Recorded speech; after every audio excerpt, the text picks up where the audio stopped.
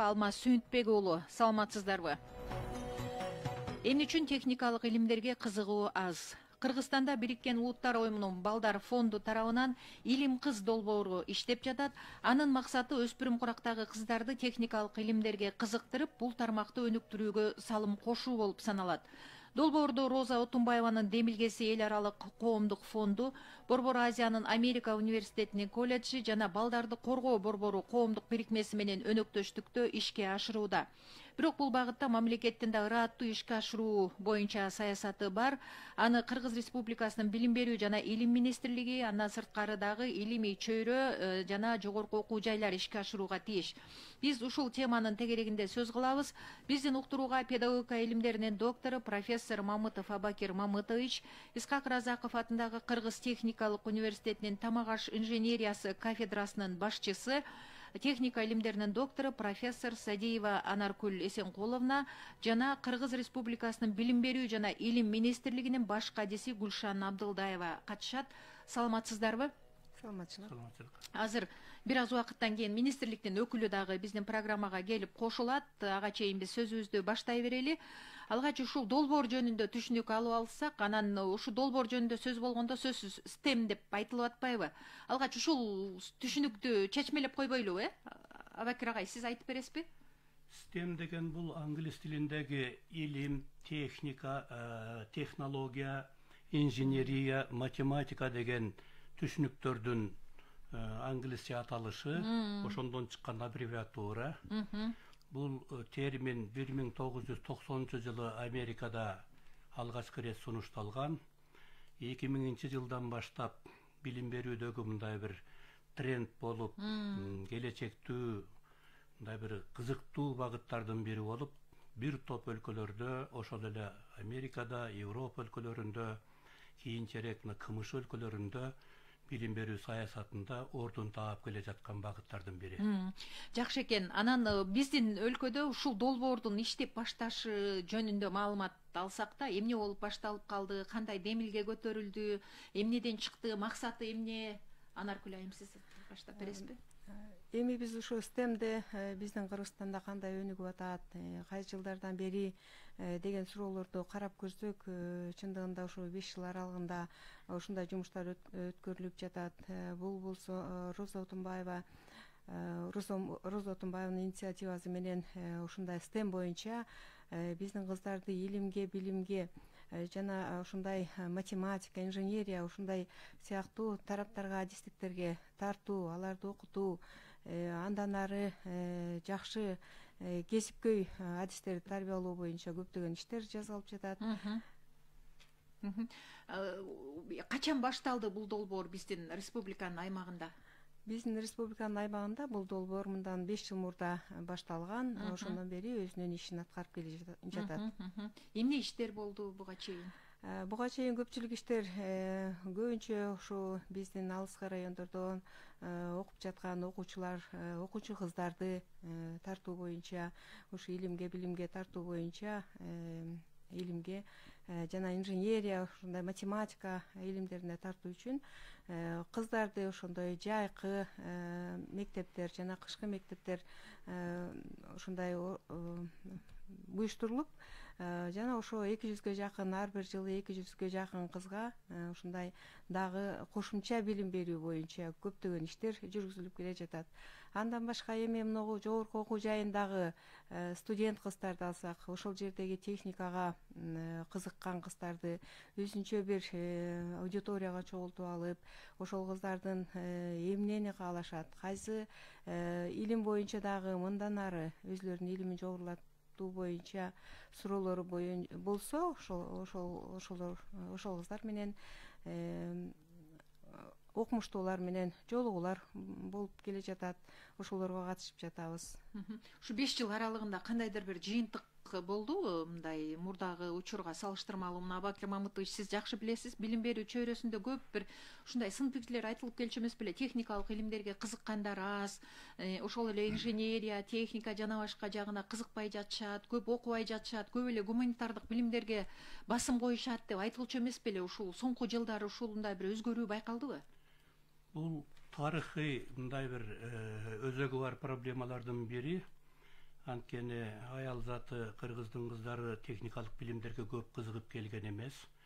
Анан негизинен техникалык билимдердин өзөгүн түзгөн сабактар бул физика, математика, биология, химия, география болгондуктан алардын бирден бир көрсөткүчү жогорку окуу жайларда ушул адистиктерге болгон жанагы план приема, конкурс деген көрсөткүчтөр бар да.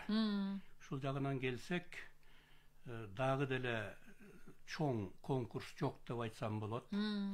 Өтө деле мындай бир олуттуу өзгөрүү болуп кеттиби дегенде мен жеке пикиримде ошондой болгонсуп турат.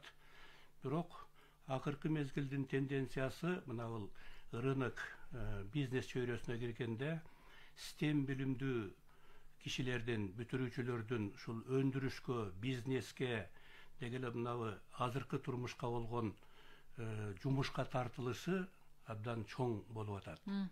Мындай билими бар кишилер дүйнөдө жөнөкөй гуманитардык билимине бар кишилерге караганда 3 эсе тезирээк, көбүрөөк жумушка тартылышат. Мындай билими бар кишилердин айлык акысы 2 эсе, 3 эсе чоңураак болуп жатат. Мына ушул нерселерди биздин Кыргызстанда дагы сезүү пайда болду. Бирок акырындап баягы түзөлүп келе жатса керек деп ойлойм. Алардын бирден бир көрсөткүчү жанымда турат. Кыргыздын айымдары техник илимдин доктору болуу деген бул да сейрек көрүнүштөрдүн бири. Ошондуктан бул келечектүү багыттардын бири. Элдин арасында келе жатабыз, алдыга жете элекпиз. Мен де ошону белгилеп коеюн деп турдум эле. Мына биз канча ошол илимий чөйрөдө бир топ биздин ага эжелерибизди эфирге чакырып, маектешип, ушундай бир программаларды өткөргөндө ошол техника илимдеринин доктору эмес, кандидаттары дагы бир аял затынан азыраак болот да.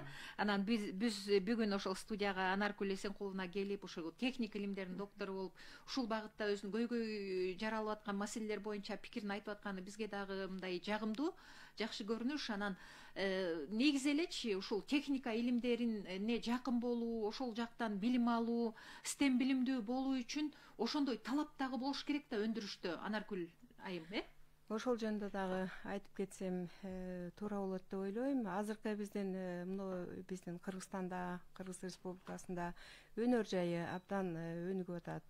Жеңил өнөр жайы өзүңүздөр билгендей, андан башка тамак аш ушундай өндүрүшү, энергетика абдан жакшы өнүгүп атат.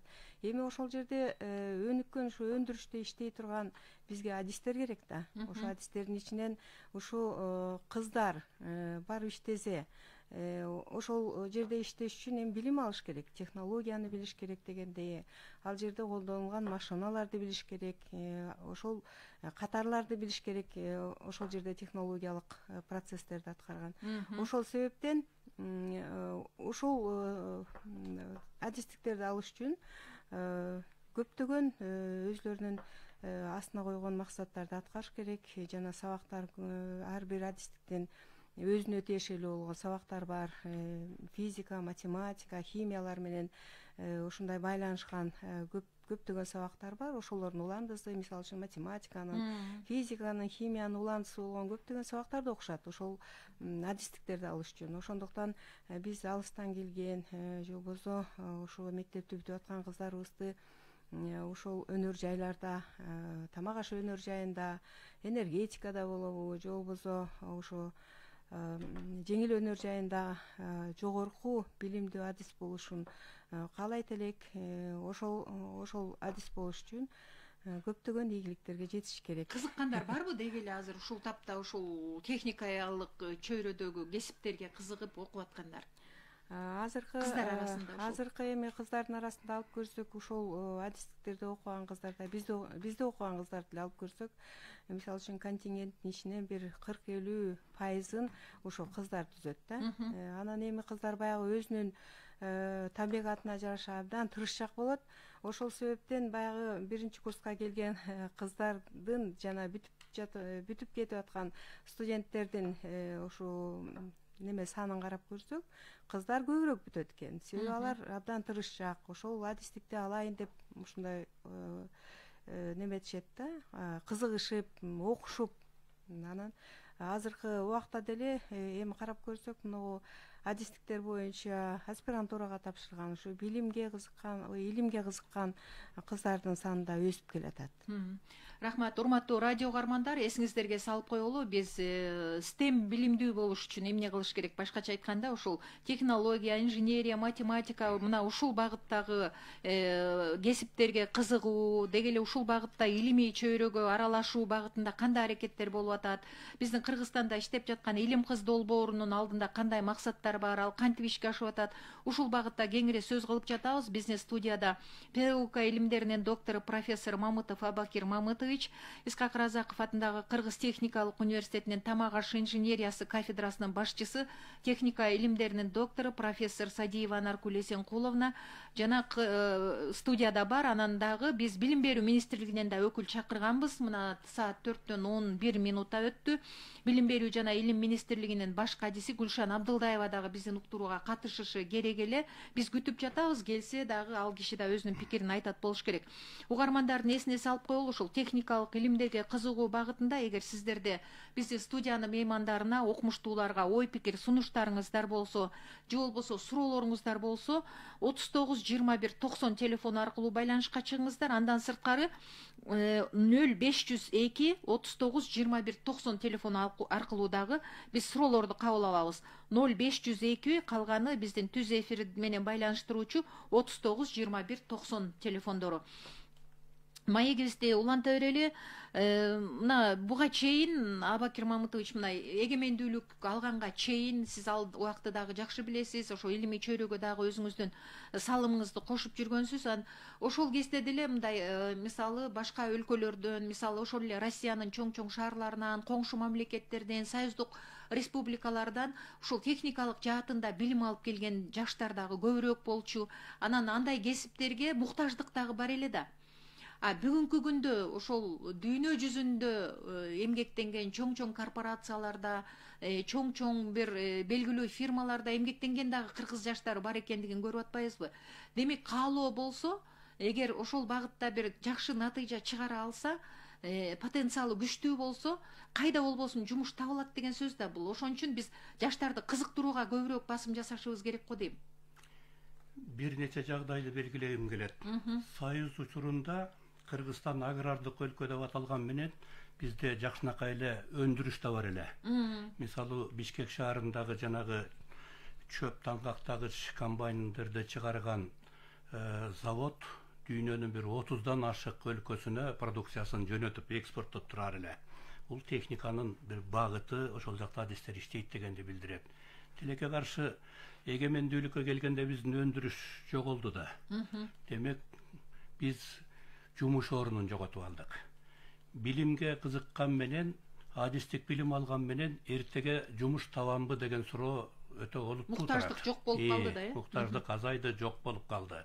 Ушул жагынан келгенде биздин абалыбыз бир топ татаалдашты.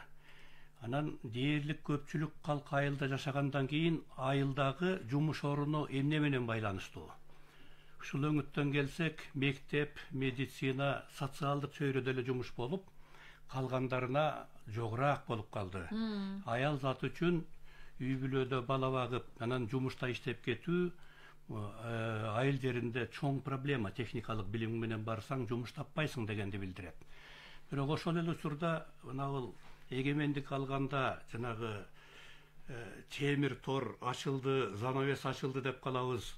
Биз дүйнөнүн көп багыттарына, өлкөлөрүнө кадимкидей эркин барып, эркин чыгып иштеп калдык. Анан Кыргыздын бир топ эле жаш балдары чет өлкөдөн билим алып, корпорациялардан иштеп, ошол эле Google иштеп жүрөт, башка да жүрөт. Албетте сыймыктанууга татыктуу. Бул биздин элибиздин билимге болгон кызыгуусу, жөндөмү бар экенинен кабар берет. Маселе мындай бир комплекстүү чечилиш керек да, өндүрүш да пайда болуш керек, адистерге муктаждык пайда болуш керек. Ошондо алган айлыгы, иштеген жумушу болсо, балдар тез эле ойт, кыздар дагы ошого барат деген пикирди карманам. тилекке каршы бул жагдай татаалыраак. Дагы бир маселе, Анаркүл Эсенкуловна, сиз мына тамак аш инженериясы кафедрасын жетектейт экенсиз да, анан бүгүнкү күндө рыноктун талабы дейбизби, же болбосо азыркы шарт жагдай ошондой дейбизби? Өзүңүз көрүп атасыз, ошол тамак аш өнөр жайы тармагында дагы бир топ бир талаптар жогорулап атат, жаңылануулар болуп атат. Мисалы, Кыргызстан туристик багыттагы өлкө дейбиз, туризм туш тараптан өнүгүп атат, канчалаган мейманканалар, канчалаган дагы ошо туристик базалар ачылып атат. Ошол жерлерге дагы ушул багытта бир өз ишин билген мыкты заманбап адистер талап кылынат. Андан сырткары биз айыл чарбасына көбүрөөк басым жасалат. Айыл чарба продукцияларын кайра иштетүү, эт сүттү кайра иштетүү багытында да адистер керек. Ушул жагынан алып караганда Кыргызстандын келечегин ошо илимий чөйрө менен өндүрүштү мындай айкалыштыруу жагын эмнеден көрөсүз? Мен эми агайдын комментариясына кичине түшүндүрүү сөздөрдү айтып кетсем деп ойлоп атам. Агай чындыгында эле айтып кетпедиби? Бизде деген мына машина куруу багыты чындыгы мына жаңы биз эгемендүүлүк алгандан бери машина куруу багыты боюнча чындыгында эле заводдор иштебей калды. Бизди бүткөн адистиктердин барып иштей турган жерлери жок. Ал эми мына тамак аш өндүрүшүн алсак, жеңил өнөр жайын алсак, ал багыт боюнча абдан жакшы жумуштар жүргүзүлүп атат. Биздин республика боюнча 1000ден ашык чакан ишканалар бар азыр. Ишканаларды алып көрсөк, ошол жерге иштегенге адистерди биз даярдайбыз. Эми мына алыскы биздин Кыргызстандын алыскы аймактарында көптөгөн бизди бүтүп кеткен адистердин иштеп атканын айтып кетсек болот. Биздин кафедрада тамак аш инженериясы боюнча, чакан ишканалардын тамак аш инженериясы деген профиль боюнча адистерди даярдайбыз. Ошол адистикти бүткөн биздин адистер ошо көбүнчө өзү мына алыскы жерлерде, Ысык көлдө, Баткенде, Алайда ушундай алыскы жерлерде иштеп келатышат. Эми мисалы үчүн Ысык көлдү алсак, ошол жерде бизде азыр ал жерде алма көп, өрүк көп дегендей, ошолордон сок чыгаруу боюнча ушундай чакан ишканаларды ачып алган дагы биздин бүтүрүүчүлөр бар. Ошол жерде сокторду чыгарып, биздин Кыргызстандын баардык калкына ошо өзлөрүнүн соктору менен сокторун даярдап берип атканын дагы биз билебиз. Андан башка мына сүт багытында биздин эми агрардык өлкө болгондон кийин мына сүт абдан алыскы аймактарда өндүрүлөт эмеспи? Ошолорду иштетүү боюнча, мисалы үчүн Ысык көлдө, ошо мына жакынкы эле биздин Сокулукта, Кантта ошо сүт азыктарын иштеткен көптөгөн чакан ишканаларды ачып алгандагы адистерибиз бар. Ошолор менен сыймыктансак болот. Анан мен ойлойм, ошо азыркы бүтүп аткан биздин адистиктер сөзсүз түрдө ошол жерде өзлөрүнүн чакан ишканаларын ачып алат, же болбосо ошол жерде иштеген өнөр жайдан өзүнүн ушундай ордун таап жатат деген ойдобуз. Себеби акыркы мына мониторингди, ушу жумушка орношуу боюнча мониторингди, биздин бүтүрүүчүлөрдүн мониторингин карасак, эми жумушка орношкон адистердин саны ушундай пайыз менен алсак 80ден 90га чейинки пайыздыкта көрсөткүчтөрдү берип жатат. Кошумчаңыз бар? Такыр эле негатив багыттагы киши экен дебесин бир аз кошуп да кетейин. Кыргызстандын келечеги тамак аш азык багытында экологиялык тазалык менен айырмаланат. Бул өзүнчө бренд болуш керек. Анда бул тармакта иштеген адистердин билими терең болушу бул зарыл нерсе. Анан дагы кызыктуу нерсе, Казакстанга барып калсаң, айтып калат, Кыргызстандын Кока-коласы даамдуу биздикине караганда. Маселе сууда. Анан мен бир нече жыл мурун Америкада болуп калдым. Атлантада Кока-коланын борбору бар. Ошол жерде Кока-кола чыгарган жерде бүт дүйнө жүзү боюнча Кока-коланын чыгып аткан үлгүлөрүн мындай дегустацияга коюп коюптур, автоматтар турат. Африкада чыкканы деле, Европада, Азияда тигил бул деп турат. Кичинекей стаканчыктарды алып, түрдүү коланы мындай татып көрсөң болот да. Ушундай жагынан келгенде бир эле бренд, бир эле фирма, даамар башка. Ошондуктан кыргыздардын келечеги экологиялык таза продукцияда деп айтып коеюн дагы. Мектепти бүтүрүүчүлөрдү коркпой билим алууга умтулгула деп чакырып коеюн. Жанагы сиз көргөн Кока-коланы дегустацияга алган жерде Кыргызстандан чыкканы жок бекен? Жок, бар экен. Бар экен. ал эми бизге жакындык кылдыбы, чындыгында даамы башка. Биз деле мына Кыргыздын алмасын Москвага көтөрүп барсаң, гостиницанын жарым этажы жыттанып калат. Жергиликтүү алмадан айырмаланып, туурабы? Помидордун жыты бар, өзгөчө жыты бар. Бул теплицада багылган продукциядан биздикинин айырмасы чоң да. Шону үчүн азыр бай өлкөлөр экологиялык таза продукцияга, жанагы ГМО продукциядан бош продукцияга абдан демек ушул багыттагы адистерди, ушул багыттагы окумуштууларды, ушул багыттагы илимпоздорду көбүрөөк даярдасак, бул Кыргызстан үчүн өтө керек, келечектүү нерсе. Мына Абакир Мамытович, сөзүңүзгө дагы бир сөзүңүздөн улам суроо да. Эгер биз ушу келечегибиз ушундай деп бир жакшы нерседен үмүт кылып атабыз да, анан атайын ошол мектептерден эле мына бул долбоордо дагы балдардын жаш курагы көрсөтүлүп атпайбы, 15 жаштан баштап депчи кыздардын. Анан мектептерде атайын ушундай багыттагы адистерге даярдоону баштаса, же болбосо атайын ошондой бир класстар ачылса, же мектептер ачылса, кандай ушул жагын мектеп программасына киргизсе болот беле? Же барбы ошондойлор? Бул эми мындай да орустар айтат, хотели как лучше, получилось как всегда деп коет го, кыргызча кандай которобуз? Ойлогон ойду кыстаган турмуш жеңди деп которсок керек, Ушул өңүттөн келгенде билим берүүнүн өнүктүрүү стратегиясы 12-жылдан 20-жылга чейин деген чоң документ болгон. 8 жылды камтыган, 3 этап менен мындай бир ишке ашырылган. Ошол жерде профилдик билим берүү деген бир максат коюлду эле. Профилдик билим деген мектепте 10-11 класска келген окуучуларды гуманитардык багыт, техникалык багыт, табигый илимдерге байланыштырган, ушундай бир келечекке багыттап окутуу максаты коюлду эле. Тилекке каршы бул толук ишке ашкан жок. Бул маселе өтө мындай орчундуу, олуттуу болуп турат. Эгерде ушул кадам шилтенсе, анда балдарды да, кыздарды дагы адистик билим алууга туура мезгилинде түртүп коет элек деп айтар элем. Угармандардын эсине салып коелу, техникалык билимдер ага кызыгуу дегеле өлкө аймагында бул багытта кандай иштер болуп атат, дагы кандай кемчилигибиз бар, эмне кылышыбыз керек, өлкө аймагында жүрүп аткан жанагы атайын ошол Бириккен Улуттар Уюмунун Балдар фонду тарабынан ишке ашып аткан Илим кыз долбоору канчалык деңгээлде натыйжалуу болот, аны өнүктүрүү үчүн эмне кылышыбыз керек? Мына ушул багытта сиздерде суроолор болуп калса же ой пикир сунуштарыңыздар болсо, студиянын меймандарына 39 21 90 телефону аркылуу кайрылыңыздар, же болбосо 0502 39 21 90 телефондору аркылуу биз сиздерди кабыл алабыз. Биз менен байланышыңыздар, ой пикир сунуштарды айтыңыздар. Маегибизди уланта берели. Гүлшан айым, саламатсызбы? Саламатсыздар. Мынакей азыр ушул тапта ошол техника жаатында илимдерге кызыгуу, ушул багытта кесиптерге даярдоону эрте курактан эле баштоо маанилүү, анан актуалдуу деп атпайбызбы? Деги эле министрликтин жүргүзүп жаткан иш аракеттеринде, деги эле саясатында ушул маселе камтылганбы? Бул азыр эле Абакир Мамытович айтып кетпеди, бул 2020-жылга чейин биздин стратегияларыбызда жазылган деп, чүрү тилекке каршы ал мындай көп жакшы аткарылган эмес. Ушул долбоордун негизинде биз ошол билим берүү стратегиясынын жанагындай пландарына, стратегияга киргизгенде, бул 2040-жылга чейин бул долбоордун негизинде бул бүт мамлекеттик мектептердин баарына тең камтылат деп ошол программалардын баарына киргизилгенбиз.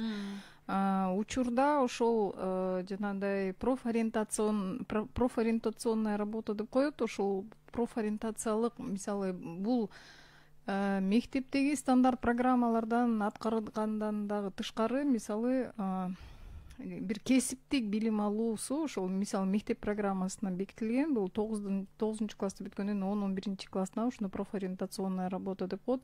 Ошол профориентациялык баланын билим алуусуна кызыгуусун бир 10-11 класстарга бир ошо кесиптик билим алуусуна учурда азыр чоң иштер жүргүзүлүп атат. Мындан тышкары дагы бизде көп мындай бир эле гана илим кыздан да тышкары дагы бизде көп долбоорлуу программалар каралып атат. Ошол канчалык деңгээлде азыркы учурларда аткарылса, биз буну келечекте бүт республикада мектептерге жайылтылат. Рахмат. Азыр бизде байланышта угарман бар, кабыл алабыз. Саламатсызбы? Саламатсызбы?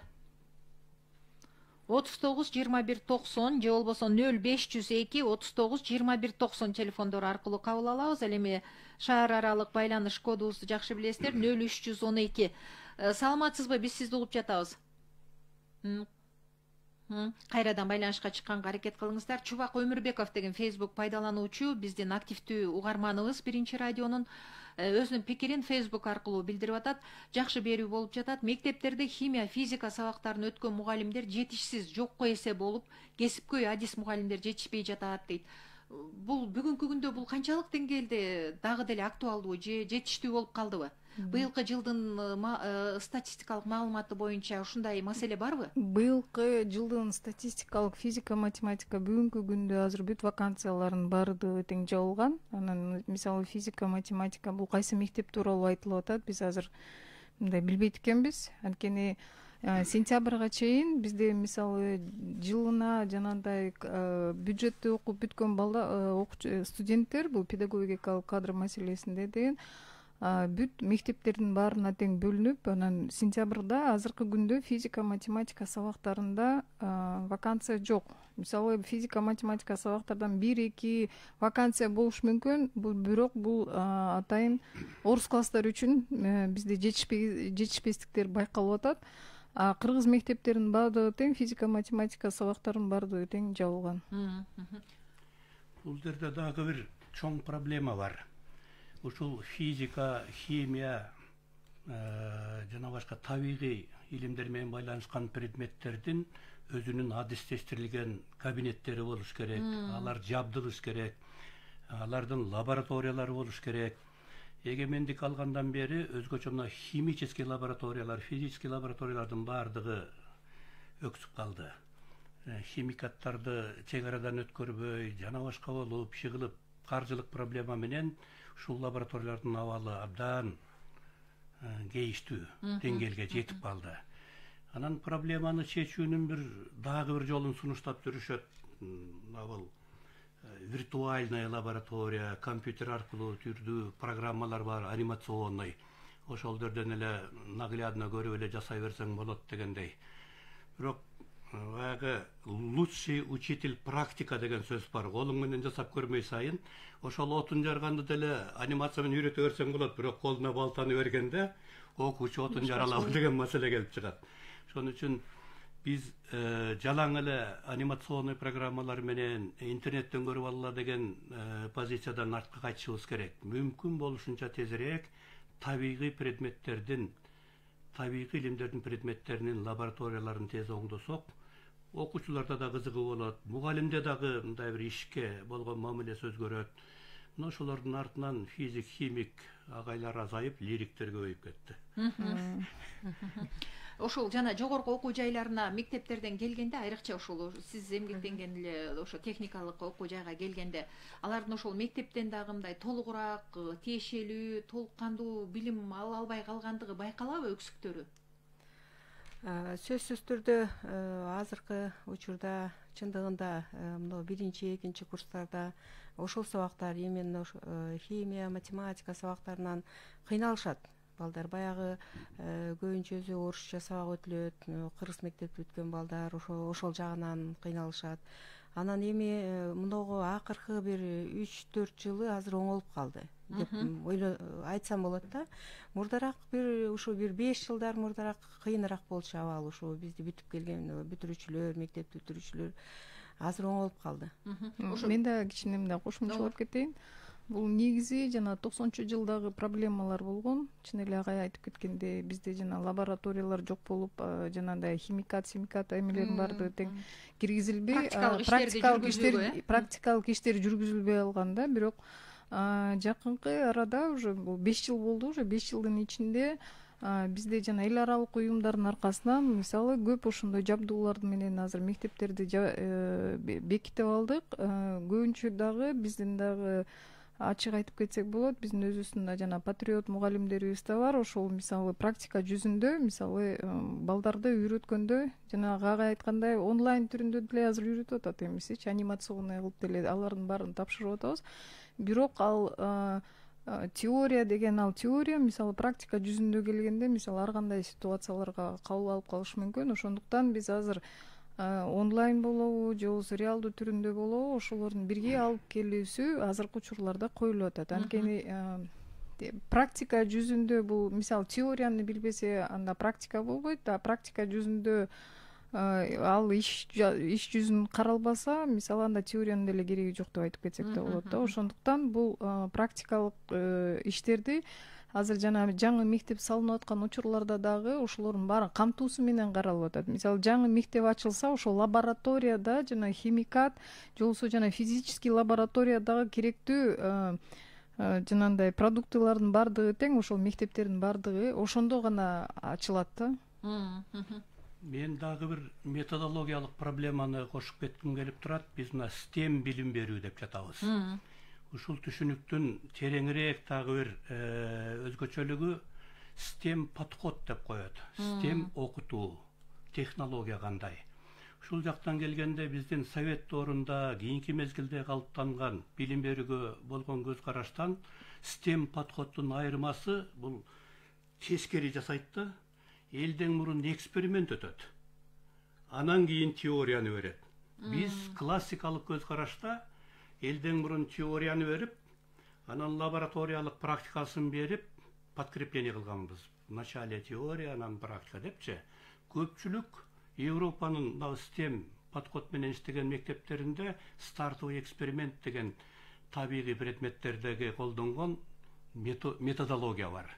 Кайталап айтам, элден мурун эксперимент, андан кийин теория. Мисал үчүн, күйүү процессине аба керек деп айтат. Бир кичинекей нерсени тутантып күйгүзөт. Эми дейт анын үстүнө жанагы колбаны, банканы жаап койсок, бир аздан кийин күйүп отуруп туруп, абаны жок кылгандан кийин өчүп калат дейт. Ушундай жолдор менен ар бир теориялык жобону элден мурун эксперимент, андан кийин теорияда отурса, алардын жеткиликтүүлүгү жогору болот деген көз караш STEM билим берүүнүн методологиялык өзөгүн түзөт. Мына ошон үчүн мен айтып атам, биздин табигый предметтердин кабинеттерин, лабораториялардын жакшыртсак, келечеги болот эле деп. Анаркүл Эсенкуловна, ушу долбоордун алкагында бир жаңычылдыктар кайсылар, мисалы, мындай бир өзгөчөлүктөрү, артыкчылыктары барбы? Мен эми бул багытта айтып кетким келет да, эми биздин мисалы үчүн мектепти бүткөн бүтүрүүчүлөр бизге келип атпайбы, университетке келип атышат, институттардан окуп атышат. Ошого чейин мына кесиптик мына багыттоо боюнча, кесиптик багыттоо боюнча ар бир жылы биз иштейбиз. Ар бир мектептерге барабыз. Ошол жерге барып түшүндүрүү иштерин, өзүбүздүн роликтерди коебуз. Анан эми ушул азыркы айтылып аткан сөздөрдүн алкагында мен ушу айткым келет да. Ошо жанагы кесиптик багыттоо боюнча да мектептерде иштер жүргүзүлөт деп айтылып атпайбы? Ошол боюнча ушу биргелешип STEM менен, ушу министрлик менен, ошол эле мектептин жааматы жана ушу университеттер чогуу бирге иштешсе, ошондо биз ушу STEMге кыздарды тартуу, ушу STEMди андан ары өнүктүрүү боюнча да көп нерселерди жазсак болот эле, өзүбүздүн элибиз үчүн ушу окуп, ушу билим алам, илимге жетем деген кыздар үчүн да абдан жакшы болмок деп ойлойм. Чогуу иштесек, ошол адистикке багыттоо боюнча дагы бизге да жеңил болот эле, келе турган биздин бүтүрүүчүлөргө да жеңил болот эле. Рахмат. Бизде угарман бар экен, кабыл алалы. Саламатсызбы? Саламатсызбы? Мен Бишкектен Мусурали Орузбай. Менин ушул техника илимдеринин докторлоруна, профессорлоруна суроом бар эле. Бериңиз. Биз окуп турган кезде школда косинус, синус, тангенис деген бир балекеттердин баарын окуп келе. Ошол турмуштан мен ушу 70ке келдим, 70ке чейин турмуштан бир сиздерге суроо кылбай элеби? Режиссер эске алып коюңуз. Агай, сиз бизге кайрадан баштап айтыңызчы сурооңузду. Режиссер угуп жатасызбы? Биздин меймандарга суроо угулбай жатат. Эми айтыңыз, агай. Мүсүралиев Орузбай дедиңиз, угулдубу сиздерге? Ооба. Айтыңыз. Мен школда окуп турган кездечи косинус, синус, тангенис, котангенис дегендерди аябай окуп жүргөм, мээге куюп. Анан бул 70ке чыктым, 70ке чыккан жашоомдо турмуштан бир жолу да кезип жүргөн жокмун ушуларды. Анан таң калам булар кайсы жерде кезиге анан ушул профессорлор, докторлор турмушка керектүү эмне үчүн бирдеме ойлоп чыгарышпайт. Ушуга да таң калам, жооп берсеңиз. Сиз байкабай аткан турбайсызбы демек, Анаркүл айым? Мен абдан жакшы суроо болду. Бул эми сиздин берген сурооңуз ошо колдомо механика жаатына кирип кетет. Эми колдомо механика боюнча дагы көптөгөн адистиктерди даярдайбыз. Мен өзүмдүн тажрыйбамда ошо косинус же сиз айткан синус ушундай бурчтарды көп эле жолу колдонуп жүрдүк. Биз мисалы үчүн мен ошо техника илиминин доктору болгондон кийин ошо машиналар боюнча өзүмдүн адистигим ошо машиналарды изилдөө багытталган. Ошол жерде биз көптөгөн бөлүктөрдү өтөбүз. Мисалы үчүн статика деген бар, кинематика деген бар, динамика деген бар. Ошол жерлерде, ошол эсептерде сөзсүз түрдө колдонулган. Мисалы үчүн машиналардын орун абалын биз эсептеп чыгабыз. Биринчи машиналардын биринчи эле эзебинин биринчи бөлүгү болуп эсептелет. Ошол жерде ушул бурчтар сөзсүз түрдө колдонулат. Өзүм тажрыйбамда далай жолу эле колдонуп келдим. Бул эми мектеп программалар бул учур талабына ылайык жаңыланып турат, бирок мазмун ошол эле бойдон калат да. Негизи жок, мындай деп айтар элем. Мектеп билиминде 2015-жылдан баштап жаңы билим берүү стандарты иштей баштады. Бардык предметтердин мазмуну компетенттүүлүк методология менен кайрадан иштелип чыкты. 3 түрдүү компетенттүүлүк ар бир предметке мындай бир формат катары берилди. Бул ар бир окуучуну кайсы предметти окубасын таанып билүүчүлүк жөндөмүн өстүрүү. Бул ар бир предмет окуучунун мындай социалдык коммуникациясын жакшыртуу. Кайсы предмет болбосун, бул окуучунун мындай турмушта кездешкен проблемаларды чечкенге үйрөтүү. Физикабы, химиябы, физкультурабы, географиябы, алардын жыйынтыктоочу натыйжасын мына ушул 3 белги менен биз аныктап, талап коюп, ушуну камсыз кылгыла деген саясатка өттүк. Мындай мазмундагы билим 5-6 класска толук кирди. 7 класска бир аз кечеңдеп кирип жатат, бирок ар бир жыл сайын кийинки классты камтып отуруп оңдолот.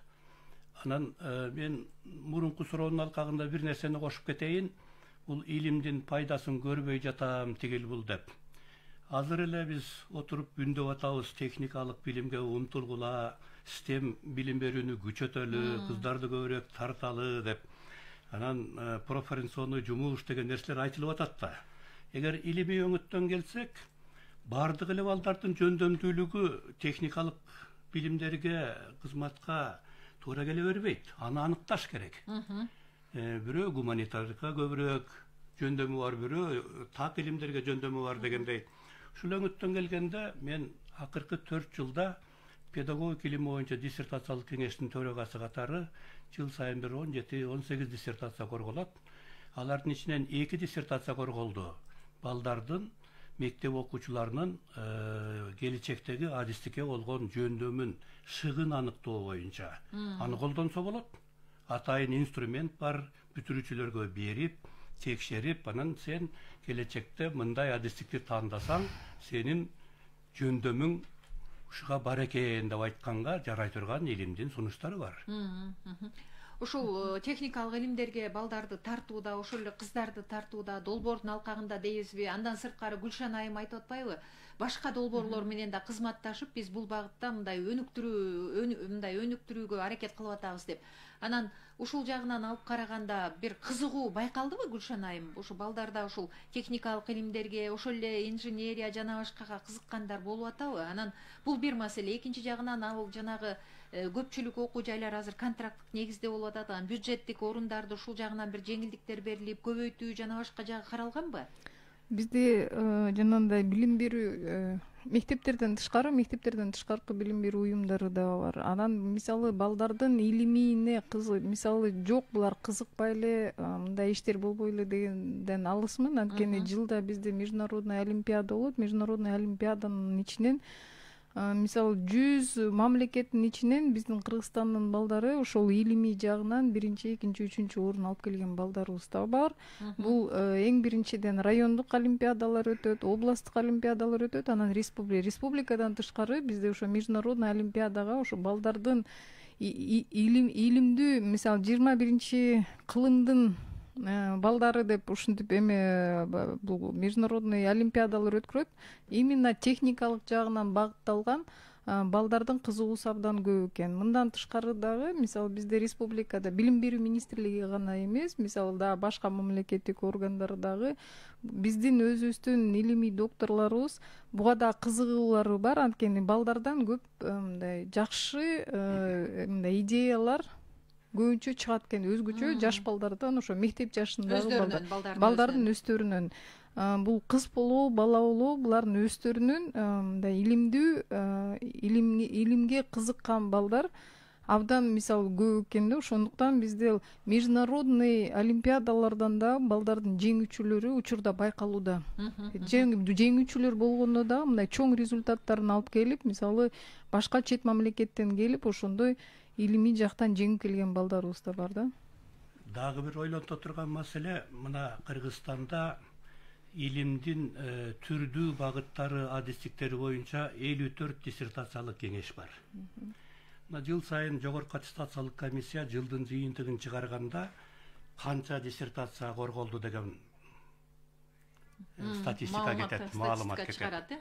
Ошондо биринчи орун юридика илими болот, экинчи орун филология болот, үчүнчү орун педагогика болот, анан техникалык билимдер артында калып калат. Кээ бир диссертациялык кеңештер бир жылда 1-2 диссертацияны коргодук дейт. Бул жалпы эле илимдин абалы Кыргызстанда өзгөчө техникалык адистиктер боюнча оор экенинен кабар берет. Буга көңүл бөлүш керек. Биздин министрлик билим берүү жана илим министрлиги деп аталат. Ушул илим деген жагын мына эфирден да пайдаланып айтып коеюн, министрлик бир аз көңүл бөлүп койсо көбүрөөк. Анан илимий кызматкерлердин абалын мындай бир сураган, тактаган, ойлогон саясат жакшы жүрбөй жатат. Азыр аспирантурага өткөндөрдүн саны бир аз көбөйүп калды, бирок структурасын карасаңыз негизинен эле гуманитарный адистиктерге кетип атат, техникаларга азыраак болуп жатат. Жалпысынан эле илим коргойм десе, анча-мынчасы айтат, айнып калгансыңбы депчи, бизнеске барбайсыңбы деген сөздөр да айтылып кетет. Ошол себептен мен айтар элем, өнүгүүнүн фундаменти билимде, илимде. Биз билимге аракеттибиз, Кудайга шүгүр, илимге келгенде бир аз аксап атабыз. Анар Эсенкуловна, ошо жаштардын ошо кызыгуусу, айрыкча ошо техникалык жаатта илимий чөйрөгө аралашуусуна кандай баа бересиз? Мен азыр агайдын сөзүнө да кошумча айтып кетким келет, анан кийин сиздин сурооңузга жооп берейин. Эми жанагы биз айтып атпайлыбы, биздин окуучулар бүтүп келгенден кийин бизге келип, университеттерге келип атышат. Ошол жерде бюджеттик орундар, министрликтер тарабынан ушу техникалык багыттарына абдан аз бөлүнүп жатат. Биздин эле багыттасак 15 эле киши, республика боюнча 15 киши деген эмне? 15 киши бюджетке келет дагы, анын ичинен 15 бүтсүн, андан кийин наукага, илимге кетчү балдар аз болуп атпайбы? Ошолордун ичинен эле бир 3 бала барышы мүмкүн, же 4 бала барышы мүмкүн. Эгерде алар 30 же 40 болсо, алардын ичинен сөзсүз түрдө бир 7-8 бармакта. Ошондуктан ушу биздин техника илимдери боюнча, техника илимдерин биз ушу жогорку деңгээлге көтөрүш үчүн ушундай немелер, поддержкалар болсо, колдоолор болсо жакшы болот эле деп ойлойм да.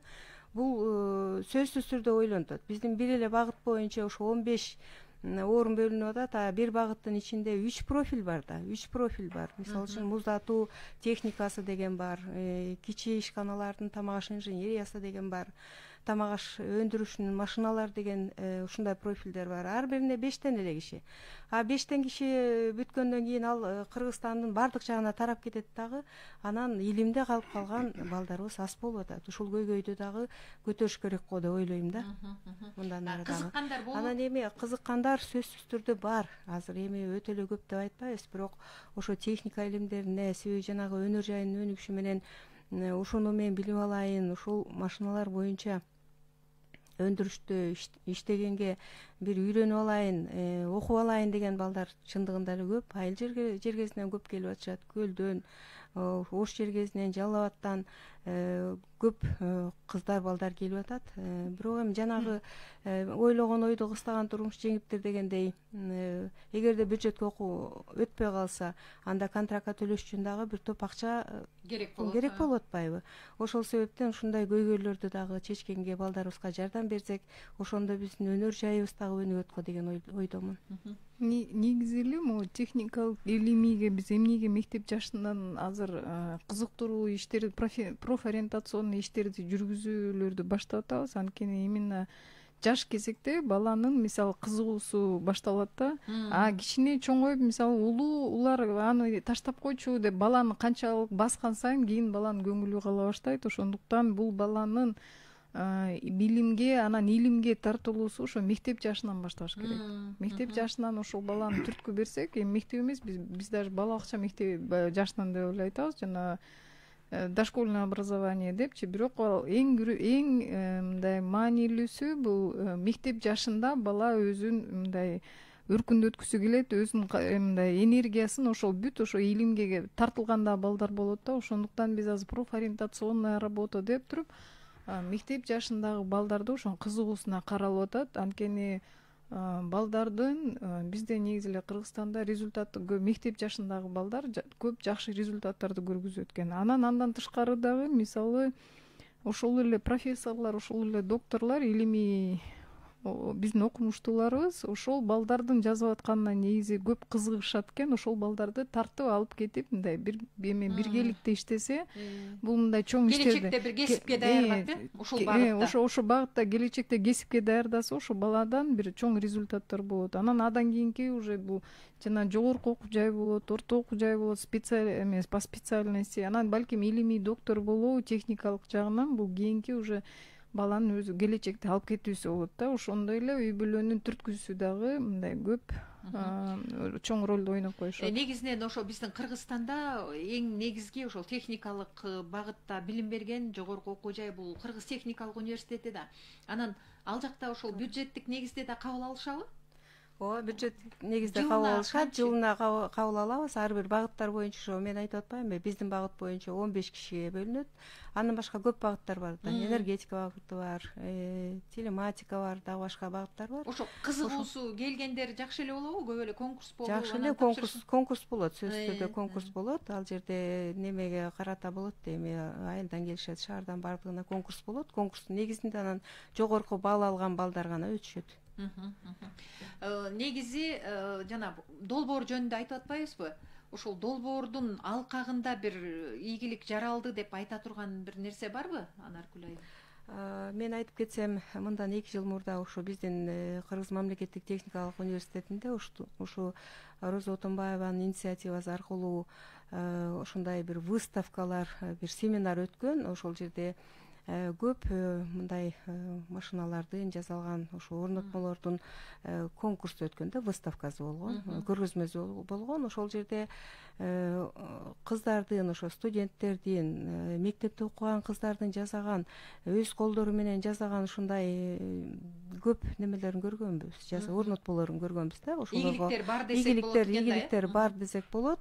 Бул багытта сөзсүз иштеш керек. Анан жанагы айтылып кеткендей, мисалы үчүн мектептеги жанагы кесиптик багыттоо боюнча ошол жерге биздин университеттин жанагы окумуштуулар да катышып, чогуу ошол жерде лекцияларды окуп, семинарларды өтүп, ошол жерден жакшы ошо багытталган ошону окуйм деген балдарды алып келсек, андан кийин биздин өзүбүздүн университетте дагы жанагы студенттердин илимий изилдөөлөрү бар. Ошол жерлерге тартып, анан жакшы ушу илимге кызыккан балдарды тарбиялап чыксак болот го деген ойдомун. Бул долбоордун аты эмне үчүн илим кыз деп айтып койгон? Бул көбүнчө мисалы биздин эле өзүбүздүн эле мисалы каада салтка караганда бул техникалык кызыгуу бул көбүнчө эркек балдар. Кыздарда анча эмес деген. Кыздар кызыгып бар. Кыздардын колунан келбейт, же болбосо мындай кичине сен аны эмнеге сага эмне кереги бар депчи, же болбосо бул эркектердин жумушу деп биз мындай көбүнчө кыздарды мынтип басынтып коет экенбиз келебиз да. А негизи ошол кыз болобу бала болобу ошо баланын билимге илимге кызыгуусун өркүндөтүш керек экен. Мисалы кээ бир кыздар эркек балдарга деген эркек балдардан да мыкты мындай стратегиялык иштеп чыккан жагына мисалы караш керек да, мына илимге кызыккан. Ошондуктан биз эмне себептен биз мектептерге ошол илим кыз деп эми айтып койгонбуз, ошо кыздарды илимге кыздарды тартуусу депчи. Мисалы кыздарды мындай четке какпай ошол илим техникалык багытка дагы ошо кызыктыруусун өркүндөтүү деп айтылат да. Мындай эми анын эркек балдар ал өзү эле ата энеси мисалы айтат, атасы деле апасы да мына менин балам мыкты, бул эркек, бул кийин биздин бала үй бүлөбүздү багат. Бирок эмне үчүн биз кыздарга ошондой шанс бербейбиз? Анткени кыздар дагы балким ошондой үй бүлөнү бага тургандай кылып, теңдик кылыш керек да, гендерлик теңдик деп. Кошуласызбы, Бакир Мамытович, кошуласызбы? Мен мындай жагын айтып кетейин. Турмушта айтат эмеспи, женская логика, ана мужская логика деп. Аялдардын ой жүгүртүүсү, эркектердин ой жүгүртүүсү айырмаланат деп. Анан чындыгында эркектер өздөрүн өйдөрөөк көтөрүп жүрчү эле. Эгер изилдөөлөрдүн натыйжасына карасак, жанагы улуттук национальное оценивание достижений НОДУ дегенде, ошондо математикадан кыздардын жөндөмү, ийгилиги балдардан жогорураак болуп калган. Муну мен айтайын дегеним, маселе мындай биологиялык кемчиликте эмес. Маселе уюштуруп тартып кыздардан деле бир топ нерсе чыгат. Математика илиминен өйдөрөөк көрсөткөндөн кийин, демек запас бар экен, потенциал бар экен дегенди айткым келет. Бул бир. Анан 2024 жылы биз Кыргызстан ПИЗа деген эл аралык стандарттык изилдөөгө катышабыз деп саясий мындай чечим кабыл алынган. Мына ушул ПИЗа изилдөөсүнө келгенде табигый илимдердин фокусу болот. 24 жылкы изилдөөчү. ПИЗа өзү 3 жыл интервал менен өтүп турат, ар бир жылы фокусу алмашат. Бир жыл математиканы көбүрөөк басым жасап изилдейт. Бир раундда табигый илимдерди, бир раундда гуманитардык чтение, понимание дегендей болуп кетет. 24 жылы биз киргенде табигый илимдердин фокусу болот. Ошон үчүн азыр мына 5-класста окуп аткан балдарды колго алып, ушуларды жакшылап мындай бир коштоп, илимий, методикалык жактан обратный информация алып отурсак, ушулар 24-8-класста бүтөт. Биздин билим берүү академияда мен иштеген лаборатория балдардын окуу жетишкендиктерин баалоо деп аталат. Биз ушу 5-класстын балдарынын жаңы мазмун менен окуп аткандагы билимин текшерели деңгээлин деп проект жазып министрликке берип койдук. Былтыр берсек өтпөй калды, түшүнбөй калыштыбы, анан быйыл дагы баса көрсөтүп бердик. Гүлшан айым, сиз да кичине бир эске алып койгуз, кыздарды текшерет экен деп. Билим деңгээлин. Бул практикалык мааниси абдан чоң, себеби мазмунду өзгөрттүк. Программа жаңы болду, китептер жаңы болду, баалуулуктар жаңы. Илимий объективдүү көрсөткүчтөрдү алган киши жок.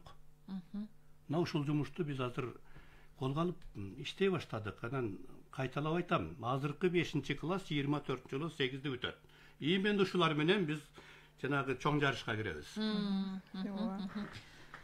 Бул негизи азыркы учурларда мынакей ПИЗага биз эми жанагындай балдардын билим берүү сапатын текшерүүгө да даярданып атабыз. Бул негизи эле бул Кыргызстан, бир эле Кыргызстандын же болбосо СНГнын ичине кирип калган бул маселе эмес. Бул негизи эле бул международный стандарттарда канчанчы деңгээлде канчалык билим алуусу каралып атат депчи. Ошондуктан бул мындай долбоорлор, мисалы азыр ага айтып кетпедиби, биздин анализдер боюнча, мисалы биз кыздарды өзүнчө текшерип карайбыз, балдарды да өзүнчө карайбыз. Бул эми илимий жагынан канчалык деңгээлде, мисалы балдар үйдө турабы же кыздар үйдө турабы да эмес, эми ошо канчалык билим алуусу, мисалы бул илимий жагындагы каралган маселелер да. Анан көп учурларда, мисалы мектеп жашында, студент кезде биздин кыз кишилер балдар менен тең келатып эле анан кийин эле күйөөгө чыкканда артка калып калат экен да. Ошондой жагы дагы, мисалы анан өзүбүздүн дагы жок сен тынч отур деп биз мындай кыздарды көбүрөөк каккылап коебуз. Бул сенин аялдардын иши эмес, бул демин суутуп коебуз. Демин суутуп коебуз. Анан ошол заматта эле анан баягы колдорун түшүрүп эле аялдар анан үйүндө отуруп калышат экен да. Анаркүл Эсенкуловна, негизи эле ошол техника жаатында, илимий чөйрөдө бизде аял заты канчалык? Сиз анткени сиздин чөйрөдө бул билесиз да, көп элеби? Жылына канча ошо техника илимдери боюнча илимий иштер жакталат? Советте канча аял мүчөдөп сурабайбы? Биз болбосо жана вузга караганда техникалык жагына канча эркек көп эле эркек балдар тапшырат. А бирок билим сапатын мындай карасаңар, кыздардын деле жогору. Рахмат. Кыскача айтып койсоңуз уктуруу саяктап калды. Жанатан бери көп нерселер айтылып атат. Эми кыздар канчалык ушу эркек балдарга караганда канчалык ийгиликке жетишип атат деген сөз боюнча да айтып кетким келет. Эми биздин деле өзүмдүн эле ушу кафедрамда алып көрсөк, акыркы ошо илим менен алектенген ошо адамдарды, адистерди карасак, көбүнчөсү бардыгы эле кыздар. Ошолордун ичине мына патенттерин жазып атышат, өзлөрүнүн орнотмолорун жазып атышат. Быйыл биздин кафедрада бир кызыбыз кандидаттыгын жактады, техника илиминин кандидаты болду. Эми дагы 2 кызыбыз кандидаттыгын даярдап жатышат. Ошол себептен мен айткым келет, бул кыздар балдардан ийгиликти азыраак берет деп эч качан айткым келбейт. Ошондуктан кыздарды тартышыбыз керек сөздөрдү. Азыр эле айтылып калбадыбы? Муну биз кыздарды чындыгында айтат экенбиз, эми сен жөн отур деп. Андай кылбашыбыз керек. Үйдөн тарбия беришибиз керек. Эне аталар кыздарынын ийгилиги үчүн эне аталар дагы жооптуу деп ойлойм. Жооптуу деп ойлойм. Ошол себептен биз кыздарыбызды көтөрсөк, кыргыз эли негизи кыздарды сыйлап келген да. Рахмат. Урматтуу радио каармандар, биз бүгүн техникалык багытта билим алуу, деги эле илимий чөйрөдө бул багытта кандай өзгөрүүлөр болуп атат, өлкө аймагында иштеп жаткан илим кыз долбоору кандай максаттарды көздөйт, ал канчалык деңгээлде ишке ашышы керек, деги эле ошол билим берүүдөгү STEM багыты боюнча саясат мындан ары кандай болот, ушул багытта түз эфирде сөз кылдык. Биздин студияда педагогика илимдеринин доктору профессор Мамытов Абакир Мамытович, Исхак Разаков атындагы Кыргыз техникалык университетинин тамак аш инженериясы кафедрасынын башчысы, техника илимдеринин доктору профессор Садиева Анаркүл Эсенкуловна жана Кыргыз Республикасынын билим берүү жана илим министрлигинин баш кадиси Гүлшан Абдылдаева болду. Сиздерге ыраазычылык билдиребиз, ишиңиздер ийгиликтүү болсун. Программаны алып барган Талайгүл Чабдарова, режиссеру Алмаз Сүйүнтбек уулу. Кайрадан эфирден жолугушканга чейин саламаттуу болуңуздар.